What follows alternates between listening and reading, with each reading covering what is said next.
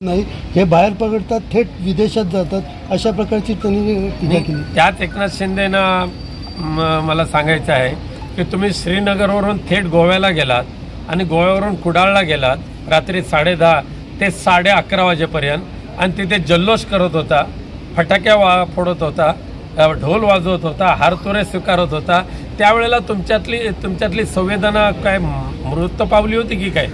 त्यावेळेला तुम्हाला वाटलं नाही की आत्ताच मी शहीदांना तिथे पहलगामला जाऊन आलेलो आहे, तिथले म्हणजे विदारक दृश्य पाहिलेलं आहे आणि एकीकडे तिकडे जाऊन नक्रासूर ढाळायचे आणि इथे कुडाळला येऊन आनंदोत्सव साजरा करायचा, हे रूप एकनाथ शिंदेंचं आहे। वृद्ध आश्रममध्ये यावा, त्यांचा खर्च आम्ही करू म्हणून तुमच्यावरती आणि वैभव नाईकवरती कुठे ठीक आहे। आता जे काय मिळालेले आहे ती खासदारकी, ही मतदारसंघामध्ये रत्नागिरीमध्ये बॅनर लागलेले आहेत की खासदार नारायण राणेंना दाखवा आणि 100 रुपये कमवा, हे बोर्ड लागलेले आहेत। ते वाचण्यासाठी तरी कधी रत्नागिरीमध्ये जा।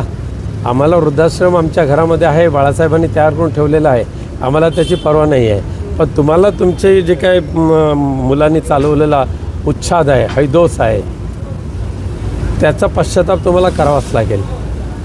तर दुसरीकडे पाहायला गेलं तर सिंधू पाणी करार जे आहे त्याच्यावरती शंकराचार्यांनी असं सांगितलं की ते पाणी तर बंद केलं, पण त्याचं नियोजन काय, कशा पद्धतीने, असा सवाल त्यांनी उपस्थित केला। खरं आहे ते की एवढं मोठं म्हणजे पंतप्रधानांनी घेतलेल्या भूमिकेचं आम्ही स्वागत करतो, पण त्याचे दुष्परिणाम काय होणार त्याचासुद्धा अभ्यास त्यांनी केला असेल की नाही, याची शंका आहे।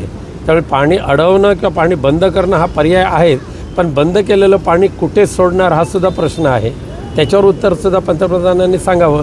आणि दुर्दैव असं आहे की याबाबत आता आज मन की बातमध्ये काय नेमकं बोलले काय आम्हाला माहिती नाही आहे, पण यावर पंतप्रधानांनी संपूर्ण देशवासियांना विश्वासात घेण्याची आवश्यकता आहे।